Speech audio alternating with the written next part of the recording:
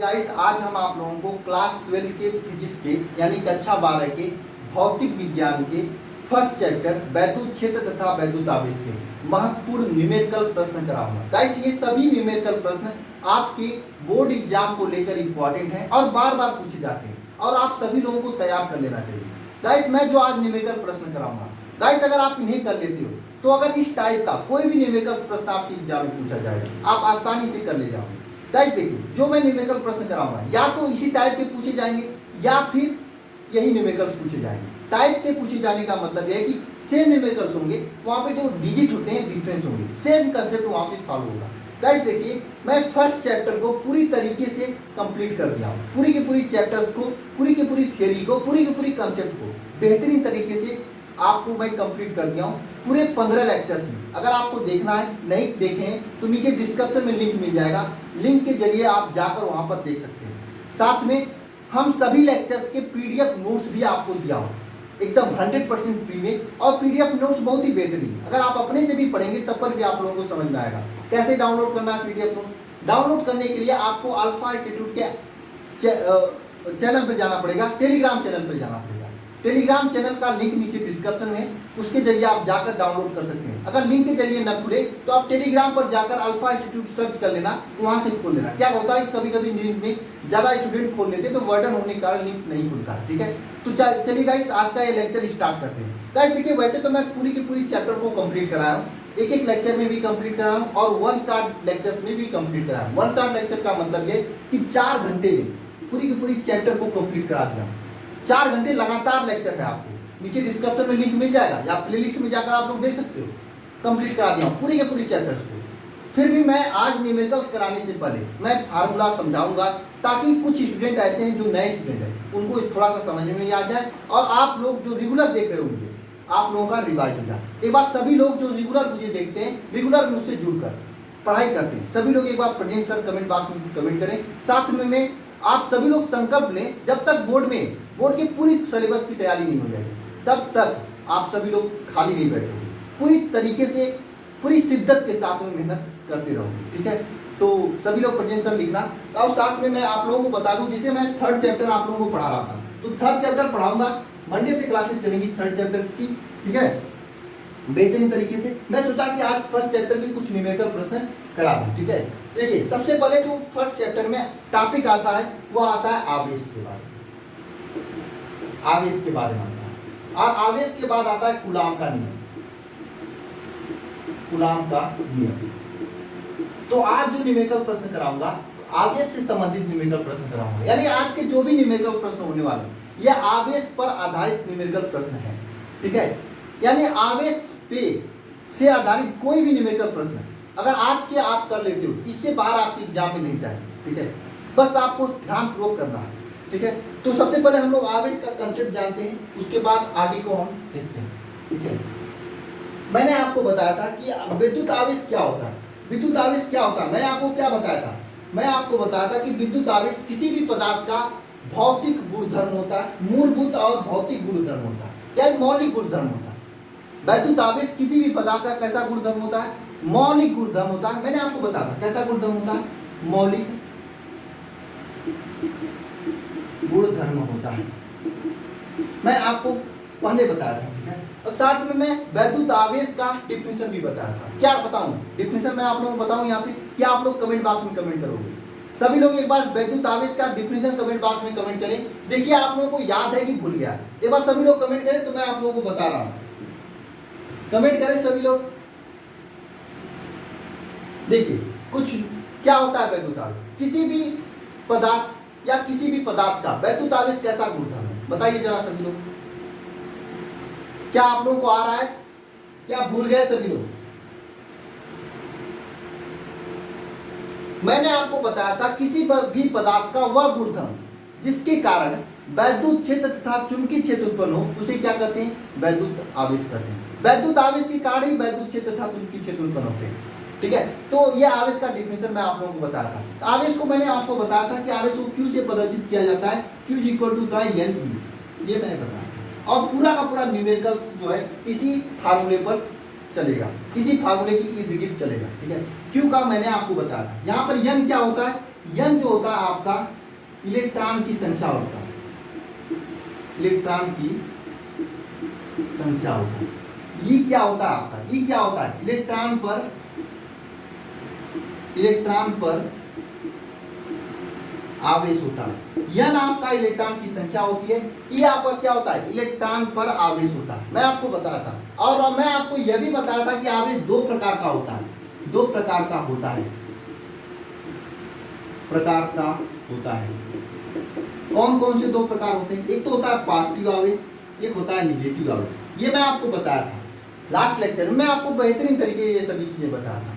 और मैं यह भी आपको बताया था आवेश के बारे में, अगर दो आवेश पॉजिटिव आवेश है या समान आवेश रखे जाए, क्या समान आवेश रखे जाए, तो वहां पे क्या होता है, प्रतिकर्षण होता है, समान आवेश का मतलब क्या, अगर दो आवेश पॉजिटिव रख दिया जाए या दो आवेश निगेटिव रख दिया जाए, अगर इस प्रकार से दो आवेश रखे जाते हैं तो यहाँ पे प्रतिकर्षण होता है। क्या होता है, प्रतिकर्षण होता है। वहीं पर अगर दो सेम आवेश रख दिया जाए, सेम आवेश जैसे समान आवेश रखे गए, अगर दोनों विपरीत आवेश रखे जाए यानी पॉजिटिव निगेटिव इस तरह से रखे जाए, या निगेटिव रखे जाए पॉजिटिव रखे जाए, इस तरह से रखा जाए, यानी विपरीत आवेश एक दूसरे से रखा जाए, तो यहाँ पे क्या होता है, आकर्षण होता है। ये सभी चीजें मैं आपको बताया था, कि नहीं, क्या क्या मैं पूरी की पूरी कंसेप्ट को रिवाइज करा रहा हूँ आप लोगों को। ये सभी चीजें मैं बेहतरीन तरीके से आप लोगों को समझा रहा हूँ।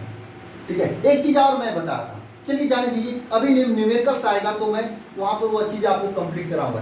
चलिए ठीक है, मैं आपको यहाँ पर एक न्यूमेरिकल क्वेश्चंस लिख रहा हूँ, उसके बाद हम लोग उसे सॉल्व करेंगे। इन सभी पॉइंट्स को आप सभी लोग समझ लीजिएगा।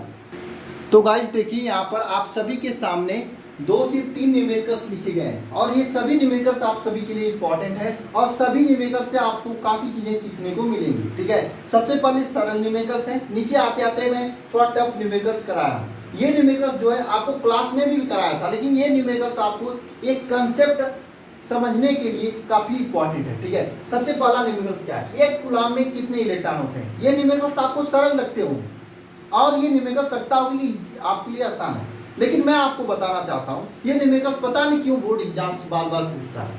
आप अपने बोर्ड के पेपर को देखेंगे तो प्रीवियस ईयर में काफ़ी बार आपको मिल जाएंगे। ठीक है, तो इस न्यूमेरिकल को आप सभी को ईजी नहीं समझना है, न्यूमेरिकल को सॉल्व करना है। जिन्हें नहीं आता है सभी लोग इधर ध्यान देना, आज जिन्हें आता है वे सभी लोग कमेंट बॉक्स में इसका आंसर कमेंट करेंगे, ईमानदारी पूर्वक करेंगे। भाई देखना क्या होता है, एक कूलाम में कितने इलेक्ट्रॉन होते हैं, ये क्वेश्चन पूछा गया। मैंने आपको क्या बताया था कि आवेश Q इक्वल टू क्या होता है, Ne होता है, Ne होता है। जहां पर मैंने आपको बताया था N क्या था, इलेक्ट्रॉन की संख्या था, इलेक्ट्रॉन की संख्या, N क्या था, इलेक्ट्रॉन की संख्या था।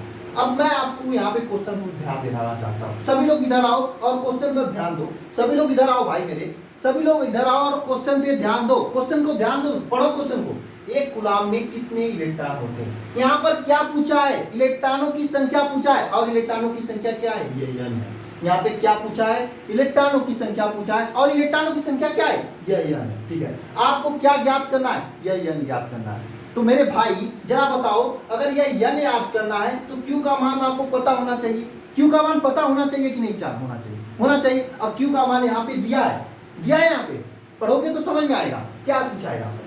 एक कूलाम, एक कूलाम मतलब Q का मान क्या दिया है, 1 दिया है, 1 कूलाम। लेकिन सर Q का मान दे दिया, E का मान कहाँ से ज्ञात करें ताकि मुझे N का मान ज्ञात हो जाए। तो मैं आपसे कहूंगा N का E का मान आप लोगों को पता ही होता है, E का मान पता होता है, क्या होता है E का मान, इज इक्वल टू 1.6 इंटू 10 की पावर -16 कूलाम, ये होता है E का वैल्यू। अब ये वैल्यू आप यहाँ पे रखेंगे, यहाँ पे N का वैल्यू आपको ज्ञात करना है, इसे N is equal to Q upon E लिख सकते हो। N इज इक्वल टू क्या हो जाएगा, 1 अपॉन 1.6 इंटू 10 की पावर -16, ये हो जाएगा। आप इसे सॉल्व कर लेना, जब आप इसे सॉल्व करोगे, गुणा भाग जोड़ घटाना ये सभी चीजें आप लोग करोगे तो वैल्यू क्या आएगा, वैल्यू क्या आएगा यहाँ पे, ये 16 नहीं होगा मेरे भाई, ये 16 नहीं होगा, 19 होगा। सॉरी मैं गलती से 19 लिख दिया, 16 लिख दिया, ये 19 होगा। ठीक है, ये 19 कूलाम होगा। इसे जब सॉल्व करोगे आप तो क्या होगा, क्या होगा बताओ, इसका आंसर क्या आएगा। गलती से मैं थोड़ा सा टंग स्लिप हो गया, मैं वहां पे लिख दिया, ठीक है। इसे जब सॉल्व करोगे तो क्या होगा बताओ, 6.25 इंटू 10⁻18 इलेक्ट्रॉन, 6.25 इंटू 10⁻18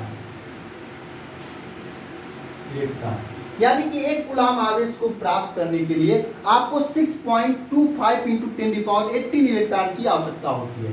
ये क्वेश्चन को जितना भी स्टार बना सकते हो उतना स्टार बनाकर लिख लेना, क्वेश्चन इंपॉर्टेंट है, एग्जाम में पूछे जाते हैं। फिर से क्वेश्चन को पढ़िएगा, समझिएगा सभी लोग। क्वेश्चन का एक कूलाम में कितने इलेक्ट्रॉन होते हैं, एक कूलाम में कितने इलेक्ट्रॉन होते हैं। यहाँ पे n इलेक्ट्रॉनों की संख्या होती है जिसे आपको ज्ञात करना है।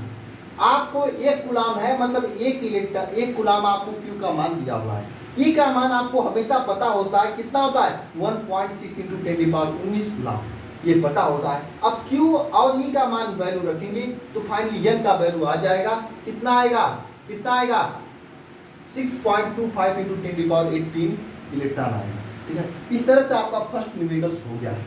चलिए अब सेकेंड न्यूमेरिकल की ओर चलते हैं, सेकेंड न्यूमेरिकल की ओर चलते हैं। सेकेंड न्यूमेरिकल की ओर, सेकेंड न्यूमेरिकल क्या है पढ़िएगा सभी लोग, सेकेंड न्यूमेरिकल पढ़िएगा सभी लोग, बिना पढ़े क्वेश्चन नहीं कर सकते हो। यहाँ पे क्या है 3.2 कूलाम आवेश को कितने इलेक्ट्रॉन द्वारा निर्मित होंगे, 3.25 कूलाम आवेश कितने इलेक्ट्रॉन के द्वारा निर्मित होंगे। क्वेश्चन यही पूछा गया है कि 3.25 कूलाम आवेश कितने इलेक्ट्रॉन के द्वारा निर्मित होंगे, कितने इलेक्ट्रॉन के द्वारा निर्मित होंगे, ये क्वेश्चन पूछा गया है।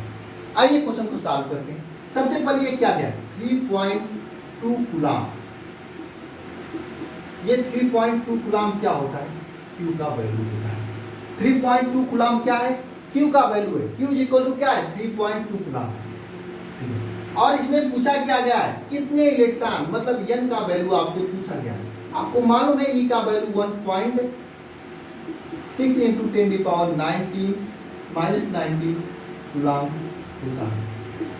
ये n का वैल्यू, E का वैल्यू क्या होता है 1.6 इंटू 10⁻19 कूलाम होता है। Q का वैल्यू क्या होता है, यहाँ पे दिया हुआ है 3.2 कूलाम आवेश से कितने इलेक्ट्रॉन होंगे। क्वेश्चन को फिर से समझते हैं, फिर से आइए सभी लोग, इधर आइए, इधर आइए, इस यहाँ पर ध्यान दीजिए सभी लोग। क्या है 3.2 कूलाम आवेश कितने इलेक्ट्रॉन के द्वारा निर्मित होंगे, क्वेश्चन ये पूछा गया।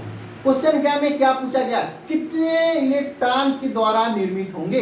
तो यहाँ पे क्या है n, क्या है यही तो n इलेक्ट्रॉनों की संख्या है, इसी n का मान तो पूछा है। आपको ये जानना पड़ेगा कि क्वेश्चन में आपसे क्या पूछा है। क्वेश्चन सुनोगे, क्वेश्चन पढ़ोगे शिद्दत के साथ, दिल के साथ में क्वेश्चन पढ़ोगे तो क्वेश्चन चिक चिक कर बताता क्या उसको चाहिए, किसका मान आपको निकालना है। आइए फिर से इधर ध्यान दीजिए।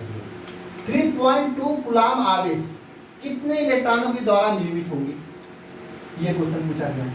तो देखना है आपको 3.2 कूलाम आवेश, Q का मान आपका 3.2 दिया है, स्पष्ट है। कितने इलेक्ट्रॉन मतलब n का वैल्यू पूछा है, इलेक्ट्रॉन या मतलब E का वैल्यू क्या होगा 1.6 इंटू 10⁻19 कूलाम। आपको मैं यहाँ पे सॉल्व कर रहा हूँ, आपको मालूम है फार्मूला क्या, Q इज इक्वल टू होता है Ne। यहाँ पे n का वैल्यू पूछा है, n इज इक्वल टू क्या हो जाएगा Q/Q। अब यहाँ पे देखना Q का वैल्यू क्या है 3.2 कूलाम, 3.2 कूलाम, 3.2 कूलाम, ये Q का वैल्यू है। और E का वैल्यू क्या है, E का वैल्यू क्या है आपका मालूम है 1.6 इंटू 10⁻19 कूलाम, ठीक है। अब देखना 16 और 32, 1.6 और 3.2 कितना गुना है यार, 1.6 और 3.2 कितना गुना है बताइए सभी लोग, कितना गुना है, अरे कितना गुना है 2 गुना है, ये 2 गुना है। और ये देखना इसका वैल्यू क्या आ जाएगा 19। कितने इलेक्ट्रॉन, बोलिए समझ में आया, कोई दिक्कत, कोई परेशानी, कोई समस्या नहीं होनी चाहिए। ये कैसे हुआ 16 दूनी 32 और ये 10⁻19 है, ऊपर जाता है तो प्लस हो जाता है, ऊपर वाला नीचे आएगा तो माइनस हो जाएगा। आप छत पे हो, नीचे आओगे तो माइनस हो जाओगे। आपके पास 1000 रुपये है, 1000 रुपये से कम होगा तो कम होगा, कम होगा मतलब कम होगा, मतलब निगेटिव होगा। ये नीचे है, नीचे से ऊपर गया। आपके पास 500 रुपये है, 500 ऊपर जाओगे, 1000 रुपये जाओगे तो क्या होगा पॉजिटिव होगा। तो ये नीचे से हर से अंश में की ओर जाएगा तो पॉजिटिव हो जाएगा। ये -90 से +90 कूलम हो जाएगा। और ये 16 दूनी 32 होता है, और ये 2 अंक पे दशमलव घट जाएगा, 2 × 10⁻90 इलेक्ट्रॉन होता है। देखिए कुछ स्टूडेंट क्या होते हैं, कुछ लोगों को लग रहा होगा मैं बहुत ही ईजी पढ़ा रहा हूँ, वजह यह है कि कुछ स्टूडेंट ऐसे हैं जो 11th में पढ़ाई नहीं किए, लेकिन फिर भी उनका सपना है 12th में 90% लाना। सपना है तो आएगा, मेहनत करनी पड़ेगी। मैं अपनी तरफ से मेहनत कर रहा हूँ, एक एक पॉइंट को क्लियर करके मैं बता रहा हूँ, भले ही मुझे एक 2 लेक्चर एक्स्ट्रा ही लेना पड़े तो क्या होगा। देखो एक्स्ट्रा लेने से क्या होगा, अगर आपकी तैयारी अच्छी नहीं होगी तो आपको आ जाएगा, जिनको आता है उनको क्या प्रॉब्लम है, उनको वैसे भी आता है, वे देख लेंगे, ठीक है। ये होता है। बोलिए आप लोगों को समझ में आया कि नहीं आया, आया कि नहीं, एक बार बताइए सभी लोग कमेंट बॉक्स में कमेंट करिए। चलिए अब नेक्स्ट क्वेश्चन की ओर चलते हैं, क्वेश्चन नंबर 3 की ओर। और इसके बाद भी मैं क्वेश्चन कराऊंगा, और इसमें सोच रहा हूँ न्यूमेरिकल क्वेश्चन लाइव आगे कराऊं, ठीक है, लाइव।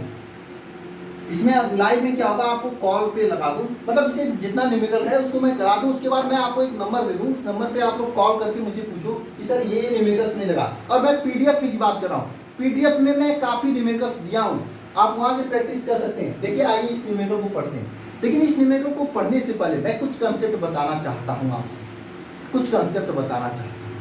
कंसेप्ट क्या है, मैं यहाँ पर आपको ये बताऊंगा। अगर देखिए मैंने आपको क्या बताया कि आवेश 2 प्रकार के होते हैं, क्या होते हैं, आवेश 2 प्रकार के होते हैं, ये होते हैं। कौन कौन से आवेश होते हैं, एक धनात्मक आवेश, एक ऋणात्मक, एक धनात्मक आवेश, एक ऋणात्मक आवेश। मेरा प्रश्न है आप सभी से कि एक साबुन का बुलबुला है, साबुन का बुलबुला, साबुन का बुलबुला है, ये आपका साबुन का बुलबुला है। एक पे आपका प्लस आवेश है, एक पे निगेटिव आवेश है, एक पे प्लस आवेश है, एक पे निगेटिव आवेश है। मेरा प्रश्न है सभी से, मेरा प्रश्न है सभी से, मेरा क्वेश्चन है, बताओगे ना सभी लोग, पहले बताओ आप लोग, सभी लोग बताओगे ना, क्वेश्चन का जवाब दोगे ना सभी लोग। मेरा क्वेश्चन यह है कि किस पे इलेक्ट्रॉनों की संख्या अधिक होगी, किस पे अधिक इलेक्ट्रॉन होगी, इस पॉजिटिव वाले पे या निगेटिव वाले पर। जिसको ये कंसेप्ट आता होगा, वैसे मैं क्लास में बताया था, जिसको यहाँ पे आता होगा इस क्वेश्चन को चुटकियों में कर ले जाएगा। कुछ नहीं है इस क्वेश्चन में, इस क्वेश्चन में कुछ नहीं है, और इससे अधिक डीपली जा नहीं सकता है। आप किसी भी एग्जाम में बैठ जाओ, इस एक फार्मूला Q = NI से इससे डीप में कोई क्वेश्चन नहीं जा सकता है। जरा सभी लोग कमेंट बॉक्स में कमेंट करके बताना किस पे इलेक्ट्रॉनों की संख्या अधिक होगी, बताइएगा सभी लोग, बताना सभी लोग कमेंट बॉक्स में कमेंट करके, सभी लोग बताना कमेंट बॉक्स में कमेंट करके, अरे बताओ तो किस पे इलेक्ट्रॉनों की संख्या अधिक होगी। चलिए आइएगा, चलिए कुछ लोग सही बता रहे हैं, कुछ लोग सही बता रहे हैं, समझ लीजिए सभी लोग, समझ लीजिए सभी लोग, समझ लीजिए। देखिए कोई भी धातु है, कोई भी चीज है, देखिए यहाँ पे कंसेप्ट क्या होता है। अगर आपके पास 10 रुपये है, 10 रुपये है, 10 में से अगर आप 2 रुपये किसी को दे दिए, मान लीजिए आपका नाम ए है, कोई ए है और ये कोई बी है, ठीक है। ए के पास 10 रुपये है और 10 में से 2 रुपये या आपको बी को दे दिया, 10 में से 2 रुपये बी को दे दिया, 10 में से 2 रुपये बी को दे दिया, तो इस 10 पे 2 पॉजिटिव आवेश आ जाएंगे और इस 10 बी पे 2 निगेटिव आवेश आ जाएंगे, 2 निगेटिव आवेश आ जाएंगे। अब बात कर लेते हैं इलेक्ट्रॉनों की संख्या की, बात कर लेते हैं पैसों की। मैं कहता हूं इलेक्ट्रॉन को पैसे से तुलना कीजिए, इलेक्ट्रॉन को पैसे से तुलना कीजिए। आइए बात करते हैं यहाँ पर। देखिए इस ए पर आपका पहले कितना था, 10 रुपये था, 10 रुपये था। मान लीजिए इसके पास पहले से 5 रुपये था, ठीक है। ये ने यहाँ से 2 रुपये दे दिया और यहाँ पर आपका 2 रुपये आ गया, ये 7 रुपये हो गया और ये कितना हो गया, 8 रुपये। जरा सोचिएगा किस पे इलेक्ट्रॉनों की संख्या में वृद्धि हुई है, बी पर हुई है। क्यों हुई है, क्यों हुई है बी पर, क्योंकि बी पर निगेटिव आवेश हुआ। मैं आपको बता दूं कि अगर जो आवेश यहाँ पर देता है, जो इलेक्ट्रॉन देता है, उस पर धनात्मक आवेश आता है। यह आप लोग कक्षा एक नहीं, अरे कक्षा 5-6 में पढ़े होंगे आप लोग कि जो देता है उस पर धनात्मक आवेश आता है, जो इलेक्ट्रॉन लेता है उस पर ऋणात्मक आवेश आता है। यहाँ पर ए था जो कि अपने इलेक्ट्रॉन को बी को दे रहा था, ए के पास 10 था, 10 में से 2 इलेक्ट्रॉन दे रहा था बी को, और इस पे 2 इलेक्ट्रॉन आ रहा था, इसमें मतलब 2 निगेटिव आवेश आएगा, इस पे 2 पॉजिटिव आवेश आएगा। यानी जो निगेटिव आवेश जितने होते हैं वे सभी इलेक्ट्रॉन लेकर निगेटिव होते हैं, इलेक्ट्रॉन लेते हैं तब वे निगेटिव होते हैं। और यहाँ पे ये निगेटिव वाला साबुन का बुलबुला है, निगेटिव वाला है, मतलब ये इलेक्ट्रॉन लिया होगा, यानी इस पे इलेक्ट्रॉनों की संख्या अधिक होगी। बात समझ में आया कि नहीं? अगर आया है तो आप लोग बहुत ही बड़ी कंसेप्ट सीखे हो। अपने आप को धन्यवाद बोलना, माँ शारदे को धन्यवाद बोलना, माता सरस्वती को धन्यवाद बोलना, अगर आपको समझ में आ गया है तो बिल्कुल आप बोलना, अगर आपको समझ में आ गया ये कंसेप्ट तो। अगर नहीं समझ में आया है तो परेशान नहीं होना, अभी समझ में आएगा। फिर से मैं कोशिश कर रहा हूँ, एक बार ट्राई कर रहा हूँ, कोशिश कर रहा हूँ, ठीक है। देखिए मेरे कहने का मतलब इतना सा है कि अगर आपके पास अगर कोई एक परमाणु ये है जिस पे क्या है ये है और कोई परमाणु बी है, अगर यह ए परमाणु अपने पर से 2 इलेक्ट्रॉन बी को दे दिया तो यह बी क्या हो जाएगा? निगेटिव हो जाएगा। कितना निगेटिव होगा? 2 हो जाएगा, 2 निगेटिव हो जाएगा। और ये कितना हो जाएगा? 2 पॉजिटिव हो जाएगा। बात को समझना सभी लोग, बात को समझना सभी लोग। ये क्या हो जाएगा? 2 पॉजिटिव हो जाएगा, ये क्या हो जाएगा? 2 निगेटिव हो जाएगा। यानी ये निगेटिव क्यों हुआ? क्योंकि ये इलेक्ट्रॉनों को लिया है। अगर इलेक्ट्रॉनों को लेगा तो उस पर इलेक्ट्रॉनों की संख्या अधिक होगी कि नहीं? होगी या नहीं बताओ? होगी ना। अगर इलेक्ट्रॉन को लेगा, मान लीजिए आप ही हो, अपने दोस्त से 5 रुपए ले लिए तो आपके पास 5 रुपए अधिक होगी कि नहीं? 5 रुपए मतलब इलेक्ट्रॉन 5 अधिक होगी, यानी आप निगेटिव हो जाओगे, आप कर्जदार हो जाओगे अपने दोस्त का। अब समझ में आया कि नहीं? अब तो समझ में आ गया होगा। अपने दोस्त का 5 रुपये आपने लिया तो आप निगेटिव हो गए, आप कर्जदार हो गए, यानी आप पे 5 इलेक्ट्रॉन अधिक हो गए और इस पे 5 इलेक्ट्रॉन कम होगा, यानी आपके दोस्त का 5 रुपया कम ही हुआ ना। तो ये दोस्त क्या है? पॉजिटिव होगा, आप निगेटिव हो जाओगे। यानी जिसपे निगेटिव, आप अगर नहीं समझ में आए तो रट लो, अगर आप भी नहीं समझ में आए तो रट लो। रट्टा कंसेप्ट जिंदाबाद, रट्टा कंसेप्ट जिंदाबाद, कि जिस पर भी निगेटिव चार्ज होता है उस पे अधिक इलेक्ट्रॉन होते हैं। जिस पर भी निगेटिव चार्ज होता है उस पे क्या होते हैं? अधिक इलेक्ट्रॉन होते हैं। जिस पर भी निगेटिव चार्ज होता है उस पे क्या होते हैं? अधिक इलेक्ट्रॉन होते हैं, अधिक इलेक्ट्रॉन होते हैं। जिस पर निगेटिव चार्ज होता है उस पे अधिक इलेक्ट्रॉन होते हैं। क्या होते हैं? जिस पर निगेटिव चार्ज होता है उस पे अधिक इलेक्ट्रॉन होते हैं। एक बार सभी लोग कमेंट करना। यहाँ पे साबुन की बुलबुले की बात कर रहे हैं। साबुन की बुलबुले जिस पे निगेटिव चार्ज है इस पे अधिक इलेक्ट्रॉन, इस पे पॉजिटिव चार्ज है इस पे कम इलेक्ट्रॉन, इस पे कम इलेक्ट्रॉन, इस पे कम इलेक्ट्रॉन है। मैं कह रहा हूं आप लोगों को न्यूमेरिकल से डर लगता है ना, पूरे डर को अंदर से भगा दूंगा। बस मां शारदे का आशीर्वाद होना चाहिए, माता सरस्वती की आशीर्वाद होनी चाहिए। आप सभी लोग सुबह उठकर मां सरस्वती का आराधना किया करो और मेरे क्लास में अटेंड हुआ करो। मैं सीधी सीधी बात बता रहा हूं, अगर मां सरस्वती का आशीर्वाद रहा तो मैं आपको समझाने में सफल होऊंगा और आप समझने में भी सफल होंगे, ठीक है। और मैं एक एक न्यूमेरिकल समझाऊंगा, ठीक है। अभी तो ये डेमो है, ठीक है। आइए क्वेश्चन को करते हैं, अब क्वेश्चन को समझते हैं, अब क्वेश्चन को समझते हैं। इस क्वेश्चन को एक धातु का गोला है, एक धातु का गोला है जिस पर 2.10⁻⁻⁹ कूलम का ऋणावेश है। सॉरी, एक धातु का गोला है जिस पर 2.0 × 10⁻⁻⁹ कूलम का क्या है? ऋणावेश है। यानी ये किसका मान दिया है? आगे कूलम है, मतलब ये Q का मान दिया है कि Q = 2.0 × 10⁻⁹